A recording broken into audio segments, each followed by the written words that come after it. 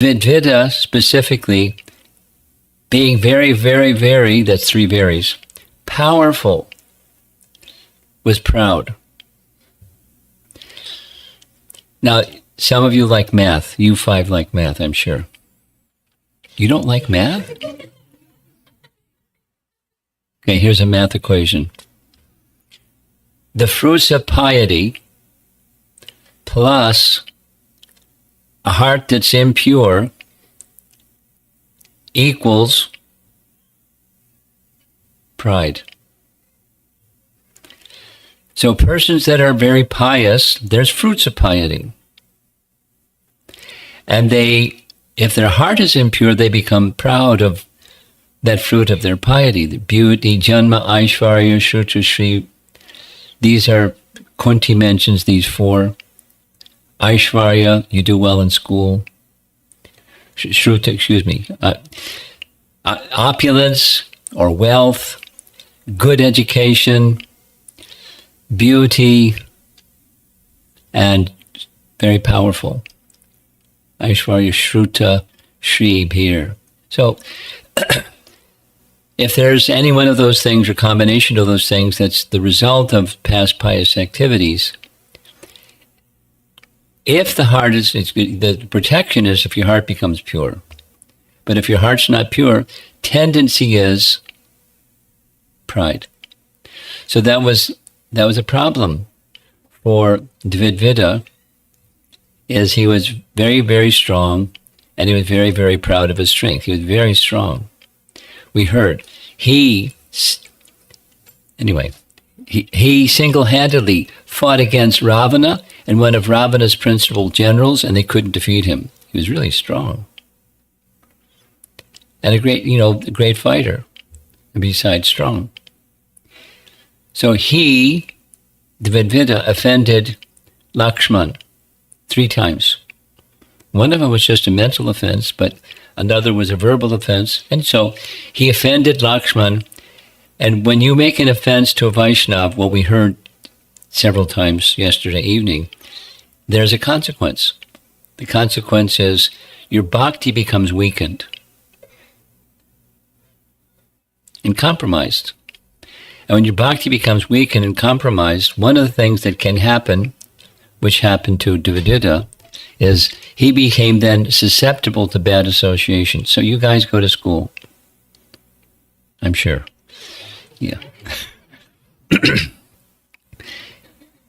And in school, just like some of the adults here, they go to work. And sometimes in school and sometimes in work, there are people that are not so wholesome.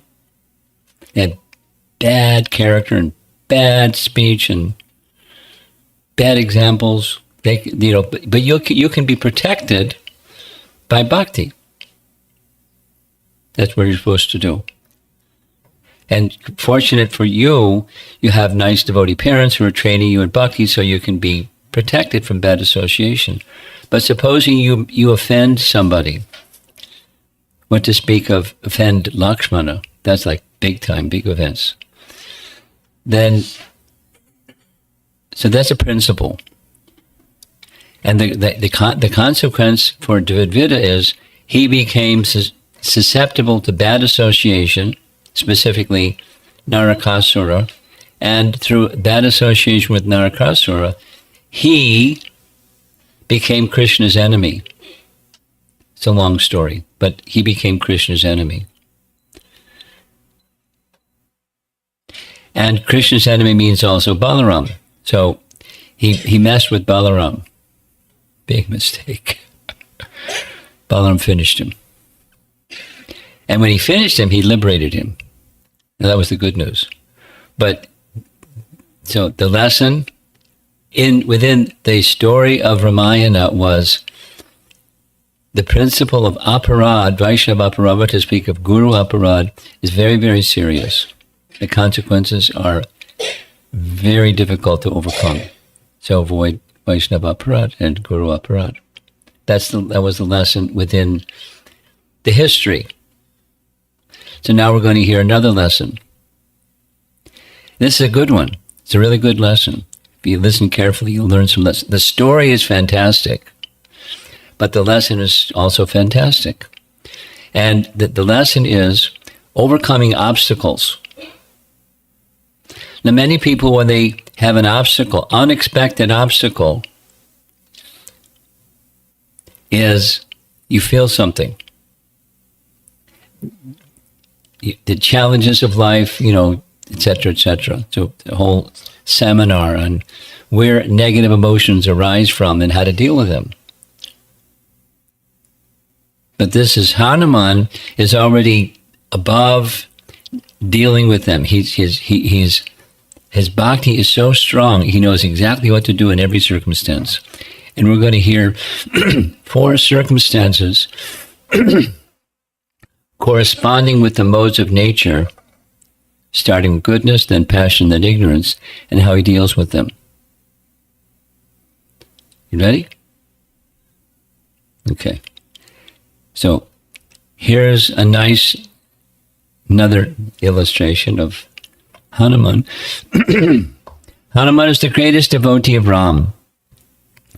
He introduced Ram to Sugriva service. He flew to Lanka. That's our topic for this evening. He gave Ram's message to Sita. He warned Ravana. He wholeheartedly accepted the defection of Vibhishan into Ram's camp. He brought the medicinal herb that gave life back to Lakshmana.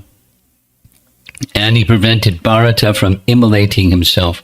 Like any one of these we could spend some time discussing, but I won't get to this evening's topic if I start discussing, so I won't go into it. The last one is maybe you spend a little bit of time, because maybe the last one is a little less known. What does immolating mean? Put yourself on fire. Burn yourself. Immolating. So the perpetrator of the harm to Ram, of course it was a Leela, was Hunchback Mantra persuaded Kaikeyi to block Ram's coronation by cashing in on the promise that Dasrath made long, long ago, because Kaikeyi had saved his life. So Dasrath gave a promise to Kaikeyi. Anything you want, blank check, put in the amount, and it's yours. 2 things, anything you want. She said, I don't need anything, later I'll ask. Mantra reminded her, you know the story, right? No, don't know the story? You know the story. Kind of. Kaikeyi, persuaded by Mantra, told Dasrath, you're planning a coronation of Ram today? Guess what? What? Remember long ago you made a promise of 2 boons of anything I want? She was just reading her script given to her by Mantra, and the 2 boons, not Ram, but my son Bharata will become the next king, which is completely against Vedic culture. But that's what she wanted. And because Bharata was out of town at the time. So Bharata should become king, not Ram. Second boon. What was the second boon? Ram should go to the forest for how long? 14 years. Dasrath fainted. And so it was. Ram went to the forest for 14 years. Bharata was supposed to become the king by Dasarath's proclamation. But when Dasarath came back and heard what his mother had requested of the king, he was so angry at his mother. Rightly so. So he was determined, I'm going to convince Ram to come back and rule, because that's the right thing to do. And Ram said, no, our father said I should go to the forest for 14 years and you should become the king. And he said, I'm not going to become the king. And then after a big ordeal, Ram persuaded him, for 14 years you'd be the king. And he said, give me your shoes, padukas, means shoes. Give me your padukas, and I'll put the padukas on the throne of the king, and the padukas will rule the throne, rule the kingdom, and I'll live like you in tree bark, off in the little quiet place, and I'll be the king for 14 years. But if you don't come back, after 14 years, I'm going to enter fire, as immolating himself. Hanuman came back that night before he was planning to enter into fire and said, don't do it. Ram's coming. He's got this fantastic airplane, Pushpaka Vimana, and he's going to come, so don't do anything. Ram sent Hanuman ahead because he was wondering, now that he's been ruling for 14 years, maybe he's attached. Maybe he's attached. And if he's attached, then let him rule. I'll be subservient to Bharata. No way was Bharata attached. He was attached to one thing, Ram. So that's this last little message here. He prevented Bharata from immolating himself. He did lots and lots and lots and lots of service to Ram and to the Vaishnavas. One of the things that you probably know, especially you 5 boys in the front, Hanuman is on the flag of Arjun's chariot, correct? Hanuman, the chariot of Arjun has a flag, and on the flag is Hanuman. According to, this is a nice painting of Madhvacharya. According to Madhvacharya, when Krishna spoke to Bhagavad Gita to Arjun, it was Hanuman who he was speaking for. I mean, Arjun happened to be the on the receiving end, but it was really meant for Hanuman. Madhvacharya's realization about Bhagavad Gita, one of his. Okay, so now we're ready to hear something about Hanuman's overcoming obstacles in life. The lesson within the story itself. The story itself includes, this is a nice painting of demigods approaching Vishnu, expressing they needed help because the literally universal terrorist had not only made havoc on earth, he invaded the heavenly region, and they arrested Indra, or his son. What was Ravana's son's name? You 5 boys, you know? Now, look at that, the 5 boys. I want them to be fully attentive this evening. His name's, it sounds like Indra's name. Indrajit.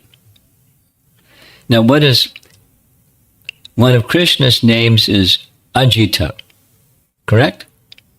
What does Ajita mean? Unconquerable. So if Ajita means can't be conquered, then Jita means conquered. So Indrajit conquered Indra. That's how he got the name. And then they made a deal. Indra was released, but Indrajit wanted this and that and the other thing, and so he was released. He's a powerful Rakshasa and his son. They made a good team. So the painting shows the demigods are praying to Vishnu to help overcome the universal terrorist Ravana, and Vishnu agreed, but he then gave them an instruction. All these demigods were to assist him. He didn't need assistance, but he gave them some service. That's all. And what the service they were to do was to create offspring on earth in either one of two categories, either in human category or animal category. And the Vanaras, or monkeys, were the preference, the choice that many of them had. So they became parents. And the parent of Hanuman was, you five boys, starts with a V, Vayu. Now, who is Vayu? Vayu is the wind god. Vayu is the wind god. So Vayu produced a son, a Vanara king, and when Hanuman was born, he had powers like Vayu, including his ability to travel in space and just zoom around like he didn't need an airplane or anything. Didn't need a Superman outfit or anything like that. He just jumped. And he was one day, because he was hungry as a little boy, he saw what he thought was a fruit in the air, but it wasn't the fruit. It was the sun, and he was zooming towards the sun. And Indra became nervous. Who's that? So Indra sent his thunderbolt to stop his motion. That's Indra on top of his elephant, Airavata. And when the thunderbolt weapon of Hanuman hit Hanuman, it hit him in the jaw.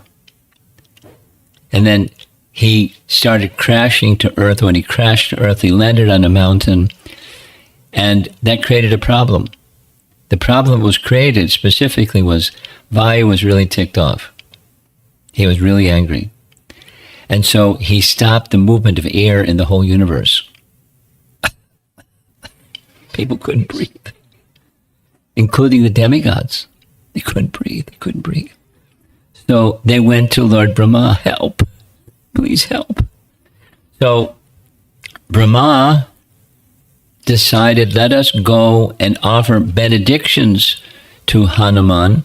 And one by one, they offered this benediction, that benediction, the other benediction to Hanuman.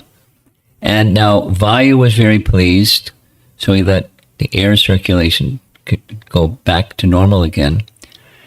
And the powers that were invested by the demigods, in addition to Vayu's powers, they had all these powers. Hanuman, very, very powerful.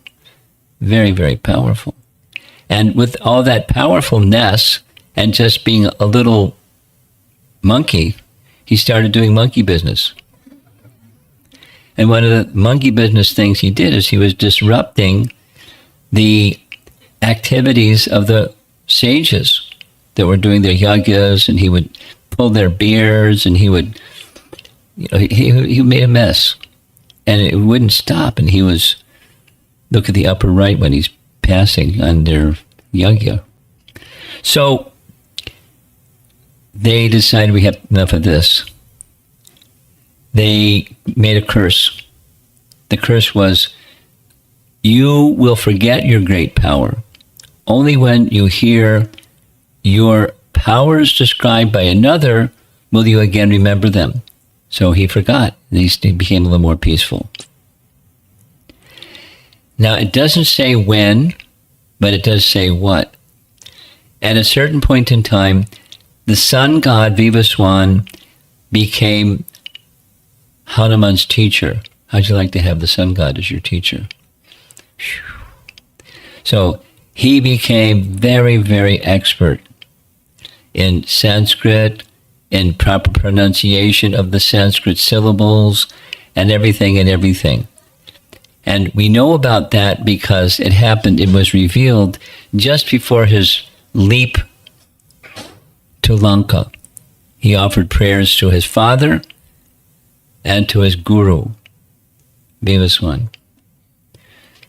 Because when Hanuman met Ramachandra for the first time, Hanuman immediately understood who it is.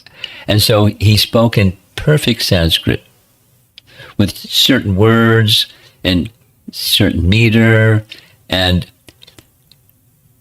perfect. Ram looked at Lakshman and said, this person is not ordinary. You heard the melody and his whole demeanor, everything is he's very calm and very peaceful, and he's an excellent personality. Immediately, the first meeting one another. I mean, they're eternal associates, but that's what he said to Lakshman. And then many, many, many things happened. And one of the many things that happened was there was a plan to find Sita. Because in this sequence, Sita had been kidnapped by Ravana. And Ram was searching for Sita. And the Vanaras went in 4 directions to find Sita. Hanuman was given the southerly direction to go in along with so many other Vanaras, including Angada. Who is Angada? Angada was the son of Bali. Very good. So he was the leader of that group that went in the southerly direction, and when they were unable to find Sita all their whole time, they were given a certain number of days to get back. Angada said, you know what, if we go back, Sugriva is going to thrash us so badly. I'd rather die here by the shore of the ocean. So he laid down just to fast till death. And the other Vanaras followed him, except for one, Hanuman. And here's the vulture, Sampati. Now, Sampati, many things happened. One of the things that happened was Sampati's wings burned. His wings burned because he and his younger brother Jatayu were flying very, very, very, very, very, very high and got so close to the sun. Sampati spread his wings so that his younger brother wouldn't be burned by the rays of the sun. His wings were burned, and he went crashing down to earth with no wings because his wings burned. And he landed on the Vindhya hills, which is not far from where the Vanaras were planning to give up their life. And, because he couldn't fly, he was really hungry. He couldn't go find food. And he thought, fantastic, look at lunch. So he kind of hobbled down the mountainside. And as he hobbled down to, get ready for lunch, that, the dead bodies of the Vanaras that were fasting, he heard them talking. And in the course of their talking, they mentioned Jatayu's name because Jatayu had given his life to try to save Sita. So he was now even more curious than hungry because he had great love for his brother. And so there was some discussion with the Vanaras, who are you and what's your purpose? And Sampati, one of the things about vultures, although he couldn't fly, vultures are known to have really good eyesight. In a far distance place, they can see something. So they asked Sampati, can you take a look in the southerly direction? Can you see out in the distance? Is Sita over there? And Sampati confirmed, yes, Sita's over there. And there's a detail, and it's a nice detail. When he landed in the Vindhya hills, there was a sage whose name is Chandrama Rishi. And he asked Chandrama Rishi, I want to give up my life jumping off the mountain here. Please give your benediction that I can successfully give up my life because separated from my brother and I can't do anything. So Chandrama said, I could easily restore your wings, but I won't because there's some very important service for you. What's that? The very important service was that very soon some Vanaras will come and they'll need your help to find Sita, because Sita has been kidnapped. And so as soon as you give them the instruction how to find Sita, your wings will come back. So that's what happened. So there he is looking in the direction where the Vanaras are saying they think this is the direction that Sita's gone. And he identified that's where Sita is. And his wings came back and he flew away. That's not the end of the story by any means. So now the Vanaras had this conviction. They should confirm and they should advise Sita, Ram is coming soon. So don't bring harm to yourself. Take courage. Those two messages. Now how to deliver that message? Because they heard from Sampati that the place where Sita was 800 miles away. And so different Vanaras were being asked by Angada, how far can you jump, how far can you jump? And no one could jump the distance. Jambavan, fortunately, knew the history of Hanuman having powers that are extraordinary powers. So he reminded Hanuman of his powers. And so his remembrance of his powers came back because that was the curse. And as soon as his memory came back, his body started getting bigger and became really, really big, huge, ready to make the jump across the ocean to Lanka. And that ends Kishkinda section, and it begins the Sundarakanda section. Now there's a whole complete kanda, like canto, dedicated just to Hanuman. He's like so special in Ramayana. According to Govindaraj, this is a nice painting of the most celebrated commentator of Ramayana amongst the Sri Vaishnavas, named Govindaraja. And he has written, just like we have an understanding that the cantos of Srimad Bhagavatam are like the body of Krishna. The first two cantos, his two lotus feet, etc., etc. So he explained in a similar way, Balakanda, Ayodhya-kanda, Aranya-kanda, Kishkinda-kanda, Kishkindya-kanda, and then this Sundara-kanda. That's what we're going to hear, the beginning part. Just the beginning part of Sundara-kanda. Sundara means beautiful. Like Shama Sundara, or Gora Sundara. So Sundarakanda, Uttarakhanda, and finally Uttarakhanda.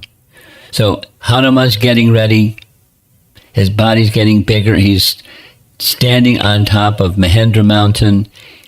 Specifically, this is where he's offering his prayers to Surya Dev, his guru, and to Vayu, his father, to have the strength to do this mission impossible, and offering prayers, getting ready, and your mark it set, go. So Hanuman, this is now one of the lessons. Hanuman expanded his body to gigantic proportions. This is, the poetry of Valmiki Ramayana. While grabbing onto the mountain with his hands and feet, he inadvertently crushed many deer underfoot. Pausing for several moments, Hanuman concentrated, composing his mind in preparation for the great leap. Because of the weight of his huge body, the entire mountain began to shake.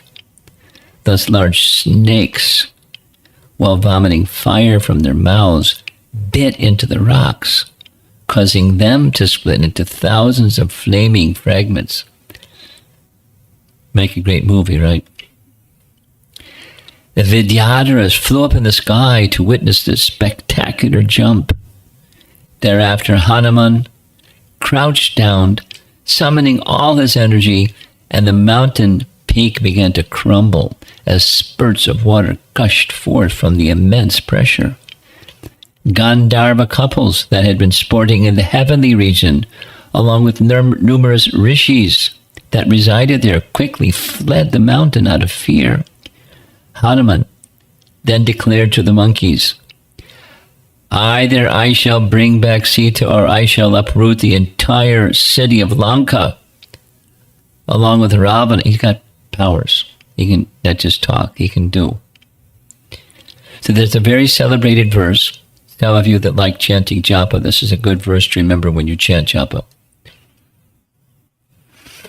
Hanuman raised his head and neck, intending to cross the formidable ocean which none else could accomplish, looked like a leading bull. That's verse 2 of this section. And a little bit later, just like an arrow released by Raghava would fly, I too will proceed with the speed of the wind to reach Lanka, ruled by Ravana. That's a nice way to begin your japa. Meditate on Hanuman preparing himself to cross to Lanka. He drew in his breath, tensed his muscles. All of a sudden, he sprang into the air like an arrow shot from the bow of Ram. So there's a nice painting. Zoom, off he goes from atop Mahendra mountain, heading for Lanka. More poetry from Ramayana. Due to the force of Hanuman's jump, all the trees on the peak of Mount Mahendra were uprooted and thrown into the sky. In reply to their exclamation of wonder, Hanuman soared like a huge cloud and stretched out his tail. As Hanuman sailed through the heavens, the uprooted trees followed in his wake and then plummeted into the ocean. Simultaneously, various colored flowers that were blown from their branches fluttered down and scattered all over the surface of the water, creating a particularly beautiful sight. The imagery is why, because it's really so nicely described. So there he is with his tail outstretched. Looks like he's going for a swim, but here's a better one. There's his tail outstretched, crossing the ocean. Many nice paintings like this. He's got a big long tail, this one. And they're all roaring, yay, be victorious, Hanuman. And as he's crossing the ocean, he's going to meet obstacles even while crossing the ocean before getting to the other side. And the first obstacle is Mainaka Mountain. Mainaka Mountain. So we're going to hear something about Mainaka Mountain, and just to prepare yourselves. This is an obstacle that may come from the fruits of piety, and one may become complacent in the course of one's service if one becomes indulgent in the fruits of piety. And in this case, it wasn't even his piety, it was Vayu's piety, and it was Ramchandra's ancestors' piety, Sagara. So listen carefully. Mainaka emerged from the sea with a great roar. Sea, water falling with a crash on all sides. The golden peaked mountain rose swiftly, shining beautifully like many suns, with nagas and kinnaras sporting on its slopes. So the painting is showing the golden tip of the mountain. It just rose out of the sea. And the reason Mainaka rose from the sea was he was requested to assist Hanuman in his journey across to Lanka. A verse from Ramayana, it's a good verse to remember. Kritecha prati kartavyam esha dharma sanatana. Esha dharma sanatana. One should acknowledge a favor and try to pay it back. This is Sanatana Dharma. It's a verse right from Ramayana. It's a nice lesson. So what's the paying back you receive a favor, Sanatana Dharma is you acknowledge it, and at least you make some kind of effort to reciprocate with that kindness that's been extended to you. That's Dharma. A Dharmic person lives like that. Commentary is that Mainaka had this particular, he shared this message to Hanuman knowing Hanuman is Dharmic. So he expressed he wanted to fulfill a Dharmic requirement of him. And here's how it happened. The god of the sea, Samudra, approached Mainaka and said, long, long ago, Sagra, King Sagra, one of the kings in the Surya dynasty, he did this wonderful service for me because Agastya Rishi was drying up the whole ocean, and Sagra came and expanded the area of the ocean. And so Sagra King is defying Agastya Rishi, and he saved me. So I received this favor from an ancestor of Ram, Sagara, and I want to give back. And one of the ways I can give back is you can help me. Similar idea. This is principle 1 of 2. Here's a nice verse from Shanti Parva of Mahabharata.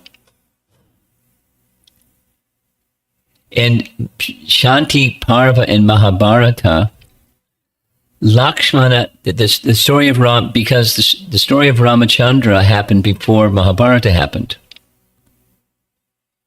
And so in Mahabharata, there's passages from Ramayana or in relation to Ram's Leela within Mahabharata. Yes? Yes. So in this passage in Shanti Parva, Lakshmana is quoting Lord Brahma. And Lakshmana was angry at Sugriva because he was being negligent in his duty to Ram. Atonements have been prescribed for one who kills a brahmana, one who drinks liquor, and one who commits theft, and one who violates a sacred vow, but not one who is ungrateful. He's gesturing at Sugriva, saying, you're ungrateful. You've been helped. You're not reciprocating in any way. You made a vow that you would on top of it. So, krita gay. There's acknowledging is good. Not acknowledging is the opposite, not good. Nasti nishkriti, one who is ungrateful. Atonements are not possible for that person. It's so bad. There's a very nice story, which I'm not going to go into because of time, but there's a story of an ungrateful man in the Pancha Tantra. You know what Pancha Tantra is? Any of you 5 boys? I'm picking on you. I told you, I warned you. Pancha Tantra is a story about animals, and then the animals teach lessons. And there's a lesson, I'm not going to go into it because of time, but there's an ungrateful man. I didn't read the book, but I learned this from Urmila, because Urmila was a school teacher. She's still a teacher, but she was teaching children in a school. And she would teach the lessons to the children in school through Panchatantra. One of the stories in Panchatantra is an ungrateful man who suffered greatly because of this lack of gratitude. It's a long story. Interesting story. But it's a principle I want to emphasize. The principle that's being illustrated in this verse is Mainaka wanted to extend some gratitude, in his case, to Vayu. Why? Because Vayu saved Mainaka from Indra. What was the story? During a previous yuga, mountains had wings. Did you know that? Satya Yuga. Mountains had wings. They could fly. And it created a problem because when they would fly, they'd come in for a landing. When they came in for a landing, they would squish the living entities that were underneath them. The explanation that's given is just like elephants, when they walk, they squish stuff underneath their big feet. They don't mean to hurt, whatever's underneath their feet. But they're living entities. They're being hurt. And so those who are being hurt, went to Indra saying, help, we're being squished by these flying mountains. Indra said, no problem, I'll help. I got a big thunderbolt weapon. I'll just cut off their wings with my thunderbolt weapon. But when it came to Mainaka, Vayu knew Indra's on his way to get Mainaka. So with his power of wind, he blew the whole mountain into the sea. So he could not be harmed by the thunderbolt of Indra. So as Mainaka was saved, that's why Samudra went to Mainaka. I want to reciprocate with the kindness. This is mode of goodness. But it can create an obstacle. In this case, the obstacle was they both wanted Hanuman. You have a long journey and a big thing to do ahead. Come and take some rest. We have some nice refreshments and relax and chill out. It was no thanks. But how do you say no thanks when somebody offers you some kindness in reciprocation for something? In this case, it wasn't even Hanuman. It was his father. And it was the ancestor of Ram who was in the service of. But some reciprocation for their kindness is coming to him. But he's got a mission. So what to do? You don't just dismiss the other person. That's not what a cultured person does. And Hanuman's a very cultured person. So the mountain deity stood on top of Mainaka and requested Hanuman to rest and take some refreshments. While gracefully receiving another's expression of gratitude, this is the lesson, overly indulging oneself in these gestures causes impediments. You can become complacent. So he said to him, I made a vow to Ram and Sugriva. I must finish my task before the day ends, when it becomes night in Lanka. And night means Rakshasas become even more powerful. So I'm sorry, but I can't stop. So what did he do? He maintained his etiquette. He just came and touched the head of the personality that was representing the Mainaka mountain. And without feeling it either indulgent or entitled. So when we're doing service, this is a lesson, sometimes some kindness will come to you. And we don't want to dismiss it and say, no, no, no, no, no. You don't want to say yes, yes, yes, yes either. But because you got some important service to do. So complacency withers enthusiasm. It can cause distraction. One can become proud and indulgent in material opulences. Makes us lazy. So instead, you can indicate in the proper way, appropriate for the circumstance, thanks for your offer, but I have some very important service to do. So he just touched the top of the mountain. The mountain accepted that gesture that he was extending in kindness. This is continuing on with your service. Here's a very nice example, same thing from Brihat Bhagavatamrita. In Brihat Bhagavatamrita Part 2, there's Gopakumar, young cowherd boy, Gopa, who receives mantra from his guru. And once he received mantra from his guru told him what the benefits are that the mantra can give, And so he took it very seriously. We also hear what benefits our mantra can give. And sometimes we don't take it as seriously as we could or should. So when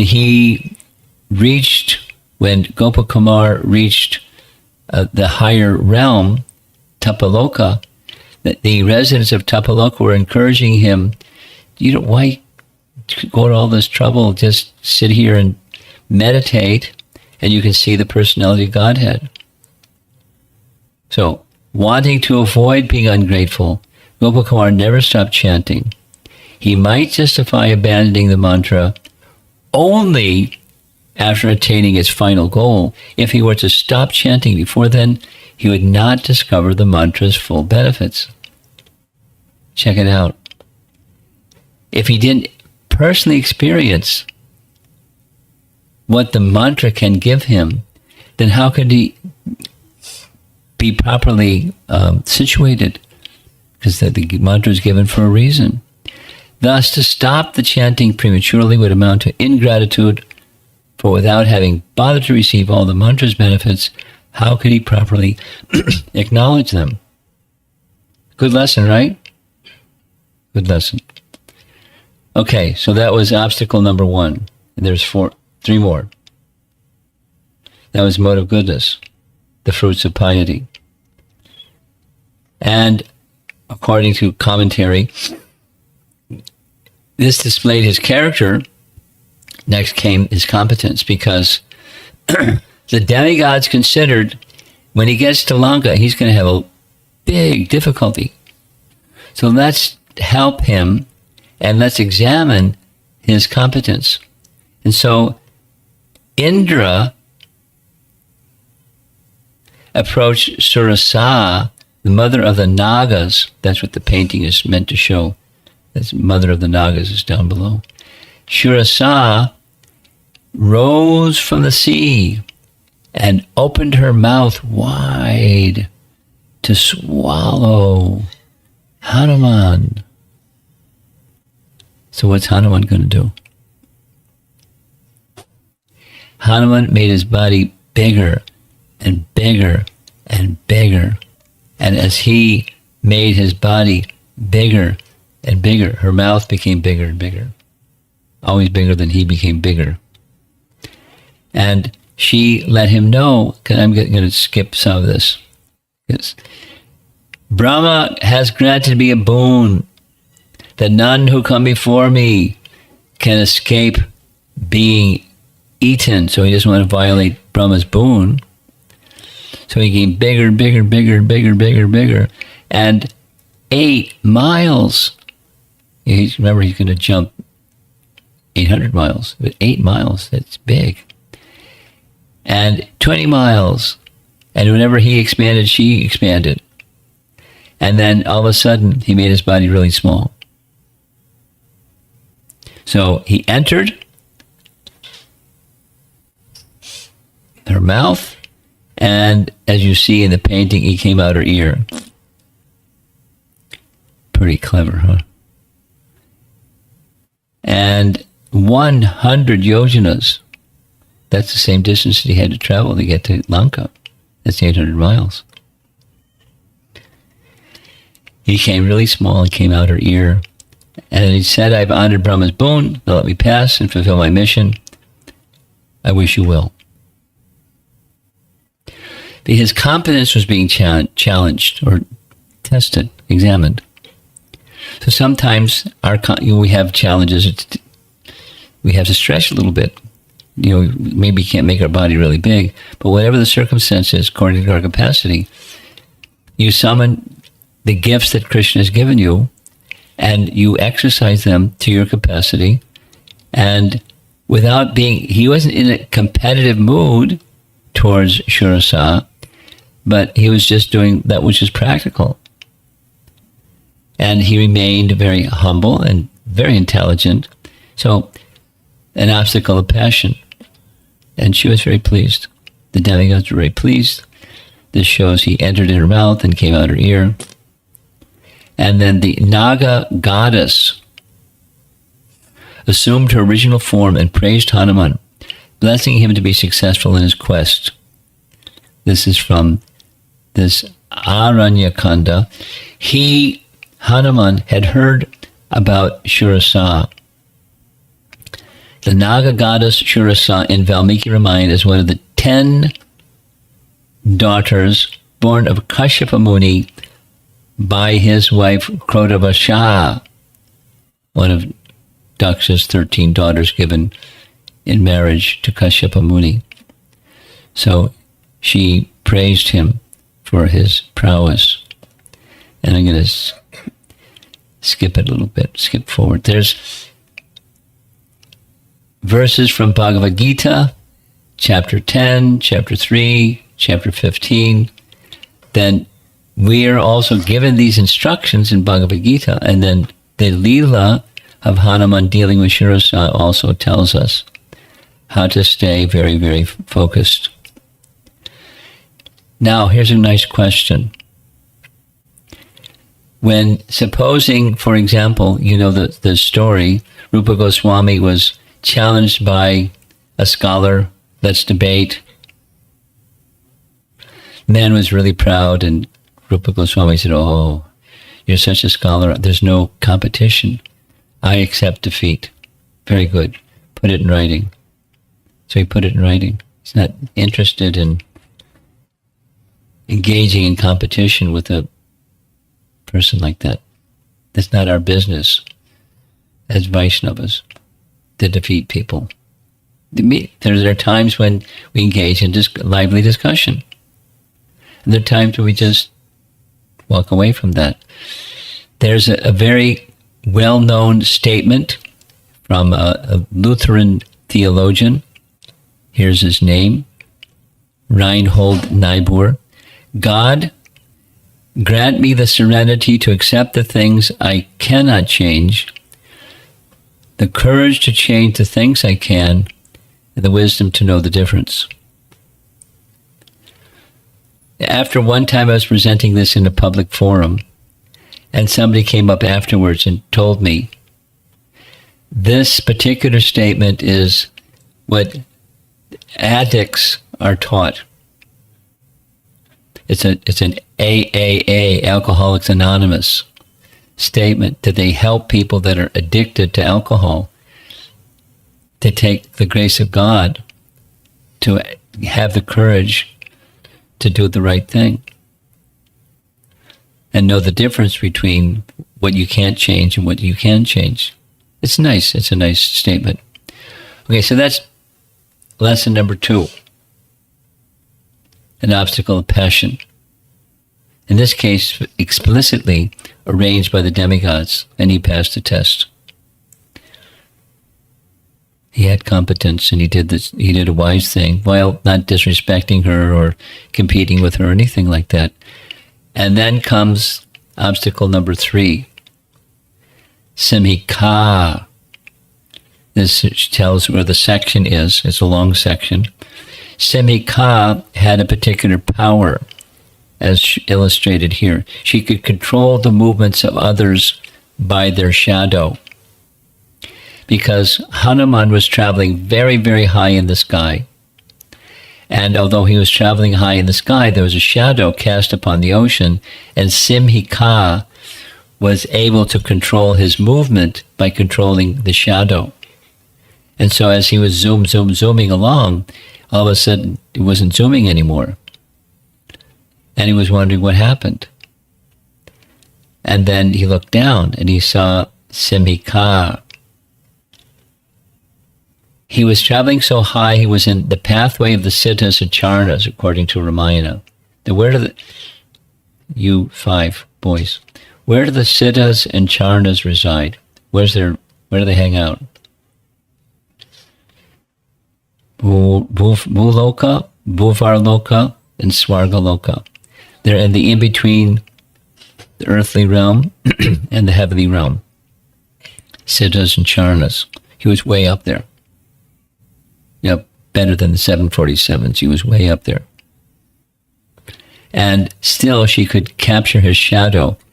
According to Kishkinda Kanda, that's back in an earlier Kanda, Hanuman, heard about this lady she was known by a different name, Angarika, a very famous wicked personality. Beware of Angarika. It's right in Kishkindakanda, informed to Hanuman by Sugriva.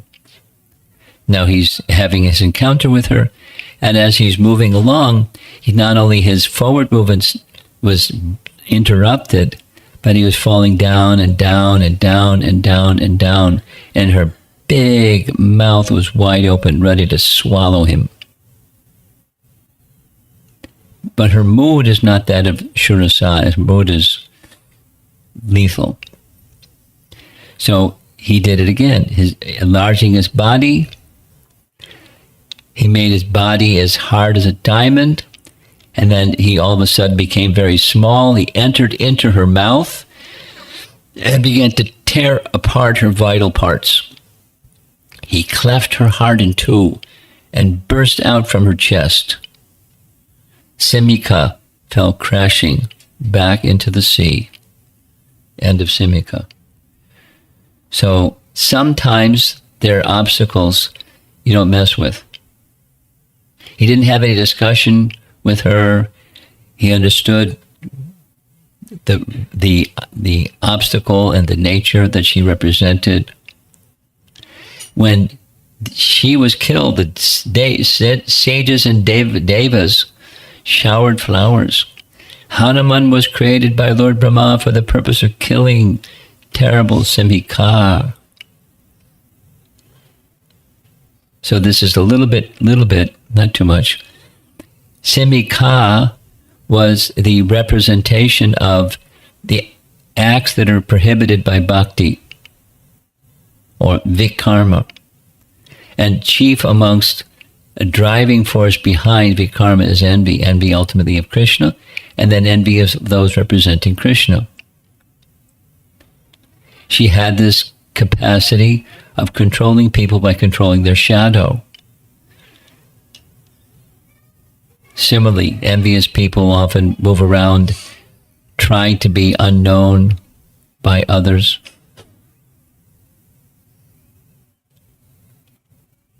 I forget where I was, not so long ago.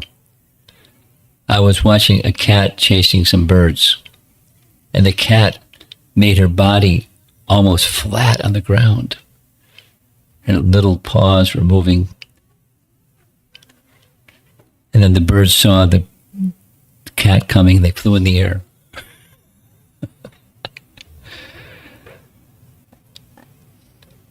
Envious people have their mischievous ways of doing things. Obstacles placed by the mode of ignorance.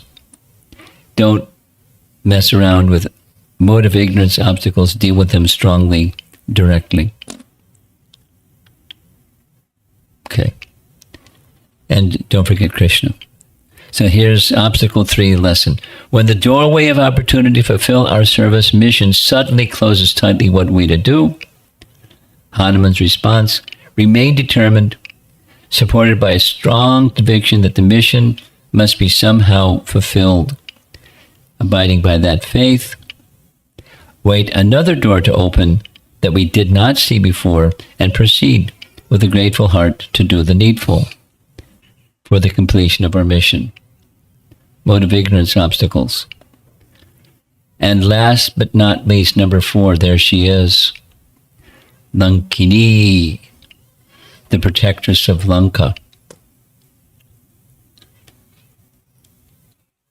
So it was night. In the full moon night, Lankini came out and checked Hanuman. And when she checked him, she said, "Get out of here," and she slapped him. Now, she's got a weapon in her hand. She could have done more than slap him. She struck him with her hand. Hanuman didn't flinch. He clenched his fist and hit her, but without full force because she's a woman. This is from Valmiki Ramayana. And when he struck her, she fell on the ground, hard enough that her activity was checked. And as soon as that happened, she begged Hanuman to spare her life. Then she remembered something that she heard from Lord Brahma. What she heard from Lord Brahma was, one day a monkey will come enter Lanka, and this is a sign that the end of the Rakshasa dynasty has arrived. And she knew. Now, she was very loyal to Ravana, so she wanted to be spared, but Hanuman let her go. She let him go, and she immediately went into the city to inform Ravana what happened. And we're almost done. She, according to commentaries, she represents false ego, or the bodily conception of life. She made certain statements when she spoke to him. Here's one of them. She didn't exactly say, I am this body. She manifested her form as soon as she saw Krishna.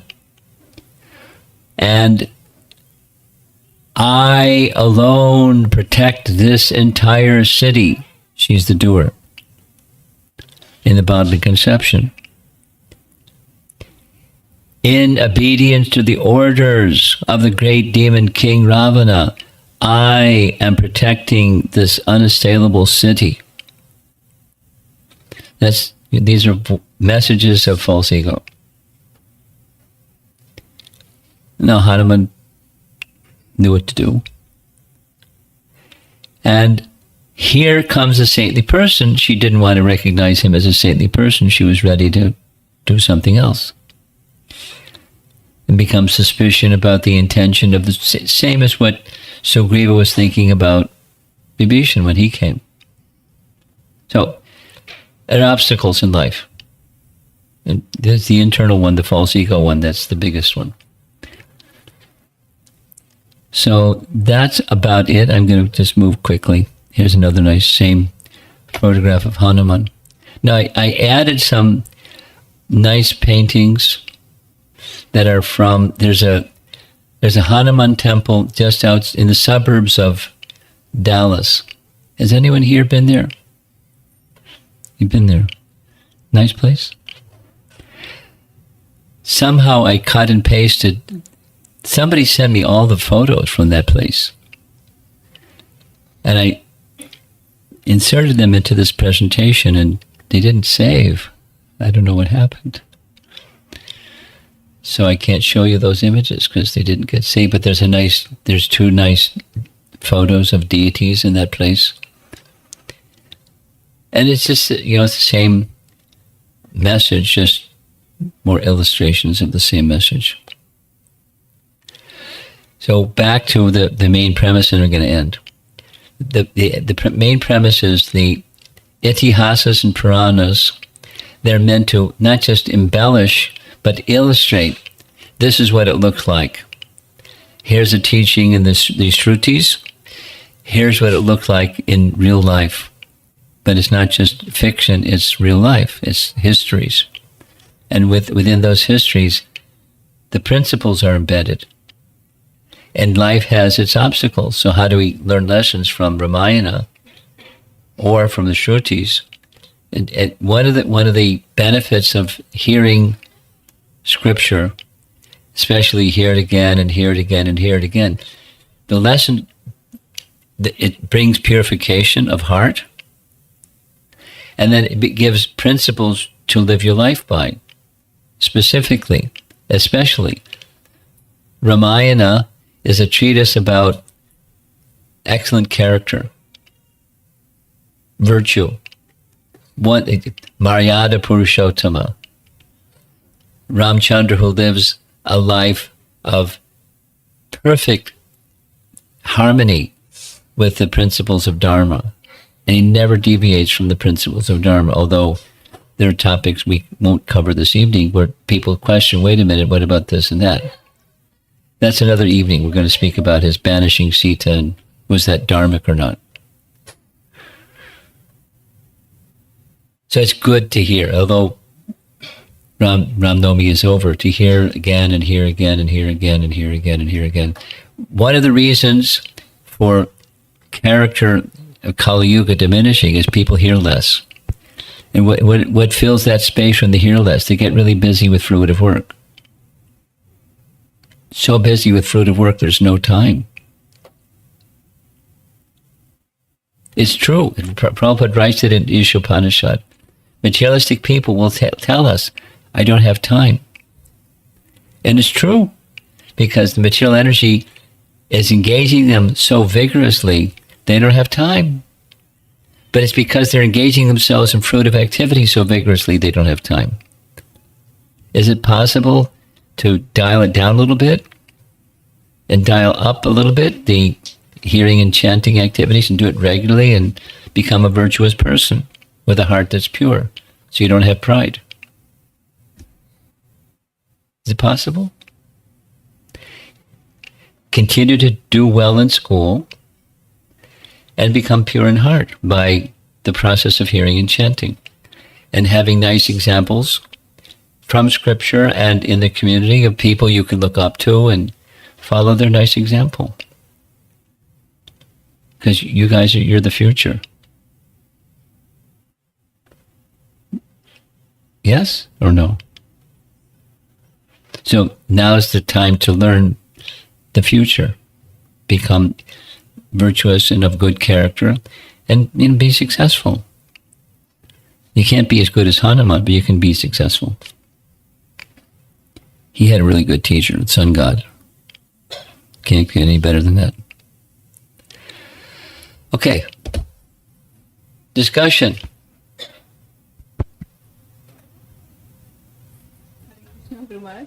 The fourth obstacle with avoiding saintly association and false ego, is that also mode of passion? Well, it's certainly passion, but it's driven by false ego. It's explicitly driven by false ego. I mean, yes, there's all kinds of overlap, but there's the particular feature that's being illustrated at the same time.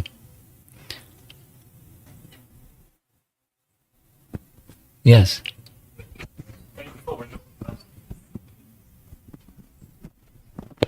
My question is, Maharaj, you mentioned that result of piety is that we get great intelligence or beauty or opulence, but then it seems like it's counterproductive, because then you develop false ego. No, you don't have to. Okay. Don't be smarter than Krishna.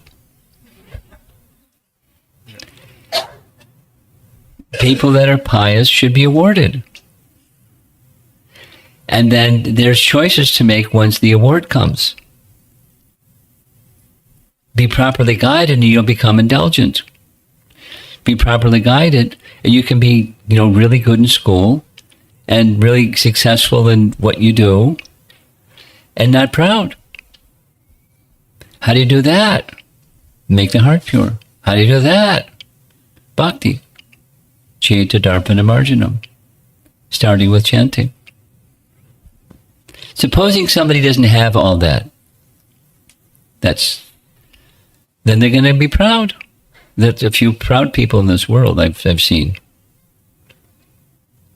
And they do prideful things. They can hurt other people and not blink. Some people hurt other people, they feel bad about it, but they go on hurting people. Oh boy. Okay. Yeah. Maharaj, one more question. Yeah. How does one become devotee? Is it result of past pious activities, or is it mercy of other devotees? This is a nice question. Yeah. Read Madhurya Kandamani, because Vishwanath Chakravarti Thakur goes through 8 different. Some people say this, no. Some people say that, no. Some people say the other thing, no. Some people say the other thing, no. And then the answer is, bhakti is received from one who's carrying bhakti. Yes. That's how it begins. It begins because, in one sense, because it's already there, but just forgotten. But it'll stay forgotten until one comes in contact with one who's carrying bhakti. So we maybe, not maybe, we are little people. And, not but, and we have a role to play as little people. Give bhakti according to your capacity. Just like in school, or like in the workplace, or in the community that we live in, and give bhakti. Be by example and give to others. Perambulatory bhakti distributors. And you're protected. And you can do nice service to others. Thank you. Yay. Hare Krishna Maharaj, thank you for the wonderful class. My question was, how do you it was just in general, how do you deal with aggression and frustration and anger and things like that? How do you deal with negative emotions? You Yeah. listed a few of them, and there's a much longer list.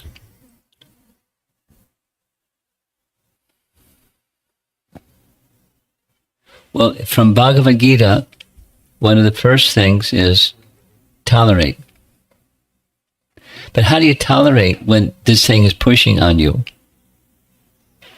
And the answer is purity, or at least moving towards purity, where you have some genuine shelter. If you have a higher purpose to live for, to reach towards, you continue with that. It's one of the ways to deal with negative emotions, is have a purpose and mission in life that's reasonably well defined. The more well defined it is, the better. And then you just continue moving in that direction, even when this negative thing comes your way. You acknowledge it. Don't deny it. It's there, but it's not you. That's another important one. If it's not you, then what is it? It's a covering that's circumstantial. That circumstance comes and circumstance goes. Another circumstance comes and another circumstance goes. Another emotion will come, and another period of time and it'll pass. So stay fixed in Sat, who you really are, the soul within. And the soul doesn't become distressed or anxious or angry, or that's the mind. And so these are little tips, but ultimately it's having a real shelter. As the heart becomes purified in your life, in my life, as the heart becomes purified, then the distractions, they just become less significant. They're still there. When you stub your toe, you can still feel it. It hurts. Or when somebody, verbally assaults you, you know what's going on, but you don't identify with it. It's because you have shelter. If you don't have shelter, you get pushed around by the waves of the river, this way, that way, the other way. Shelter. You had something. So Maharaj, who was Hanuman in his past life? Who was Hanuman in his past life? That's a nice question. I thought Hanuman is eternal. Oh. He's an eternal associate. Hanuman is the eternal associate of Lord Ramachandra. So it's not, there may be a better answer than that one, but my immediate thought goes to he's just Hanuman. So he manifests by an arrangement by Vishnu, and Vayu became the father, and he manifested as Hanuman, but he's an eternal associate of Lord Ramachandra. Does anybody have a different answer than that one? Who was Hanuman in his previous life? Same. Oh, which Purana is that from? It's not Valmiki Ramayana. It's not Valmiki Ramayana. There are, just a detail. According to Padma Purana, there are 100 different versions of Ramayana. Valmiki is the gold standard, and there's many, many, many others. I came across that statement, but it's not.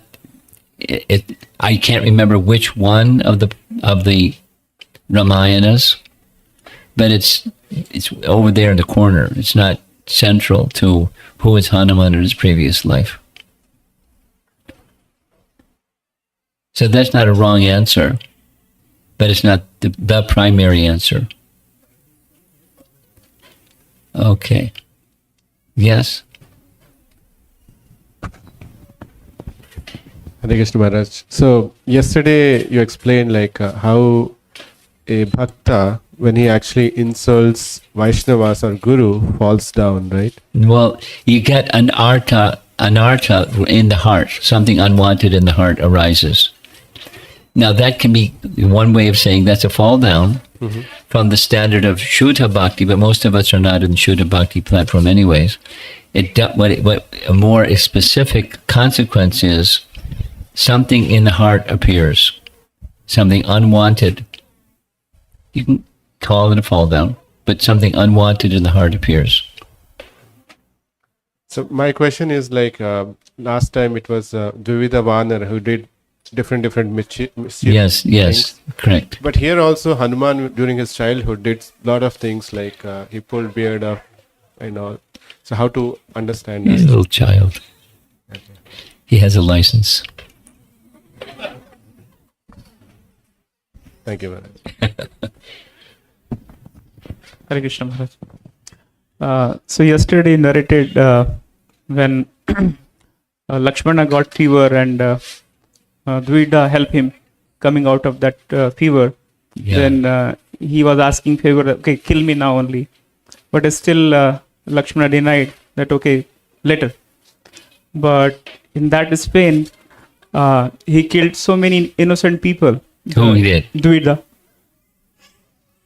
So, I mean, what was the fault of those innocent people, and what was their destinations after killing?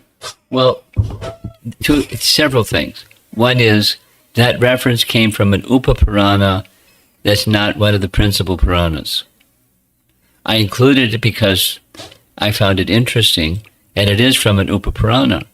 But I've never heard our acharyas refer to it as, a major event that we should pay attention to. But I mentioned it anyways. That's a part one. Now,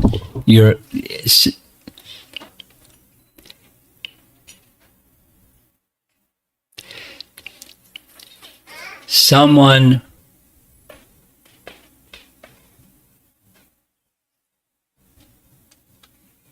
that has the potential of doing more harm, that potential of doing more harm is there with anyone. That is to say, we have free will, which is intrinsic to the soul, and free will means we can properly or misuse that free will. So now, taking that little sound bite of information, why let living entities exist? Because they have the potential of misusing their free will. You can't put living entities out of existence because they're eternal. So then it's the fault of the Creator because he gave them free will to begin with. And then it just goes around. It's not the fault of the Creator. There's tiny freedom, but very limited. So if kindness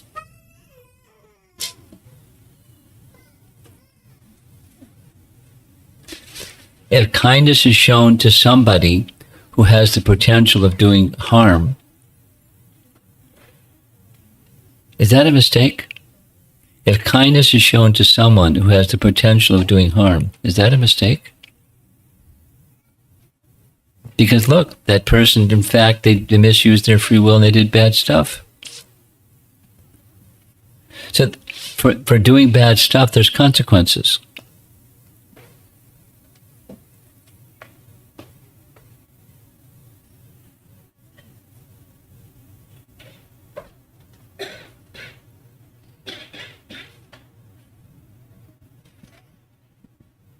I'm going to hear something in the past 3 days I've been dealing with.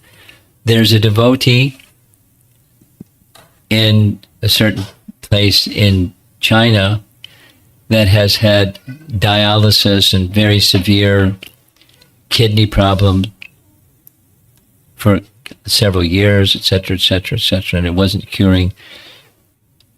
Those who were treating him recommended kidney surgery replacement. And the rule in this hospital that he went to, it's a celebrated place. They have 100% success rate, and they don't allow the patients to even be seen while they're in the ICU. And they control their diet completely. And they told him ahead of time, we'll be serving you meat because protein. You need very strong protein. Your body's going to be weak. And so he surrendered. And then I was being asked what to do. I mean, it's not right on target with your question, but it's related. Because supposing I say no, supposing I say yes, there's consequences with saying no or yes.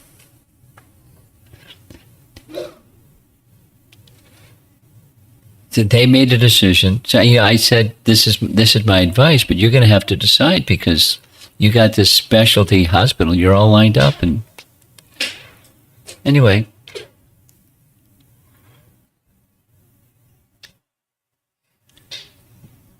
it's a very real life dilemma. How you get it? What to do?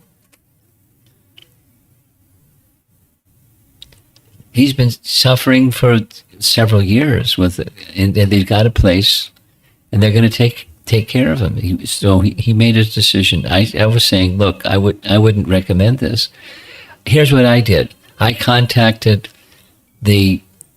whatever his title is, the person in charge of the Bhaktivedanta Hospital, Dwarkadish Prabhu, Dr. something, and asked him, can you put something in writing or make a recording, someone can transcribe it, that can say, here's some options other than that to get the protein. And he did it. So I sent that to them and they made their decisions. They're misusing their free will. There's consequences.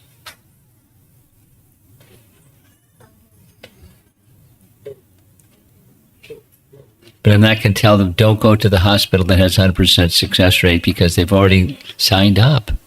They kind of mentally bought into what they said.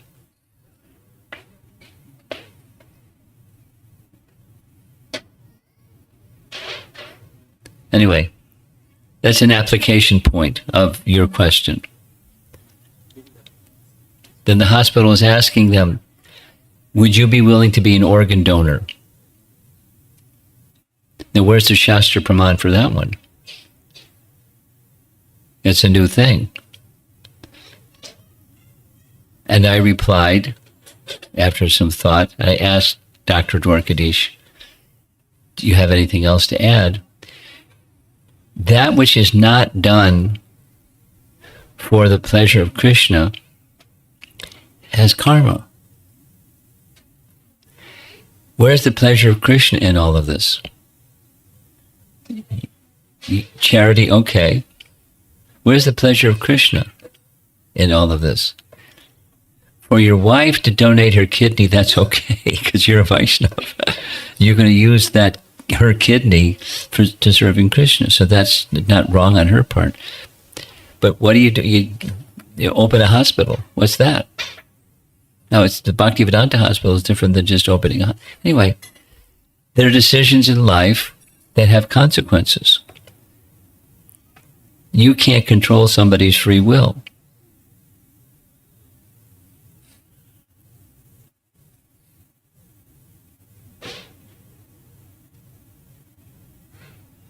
So back to the Upapurana reference. Please take my life. No. Next. Because there was some, in a higher sense, there was some purpose for him. There was a Ramchandra intended purpose for Dvidvida and Minda, specifically Dvidvida, to teach the world the lesson.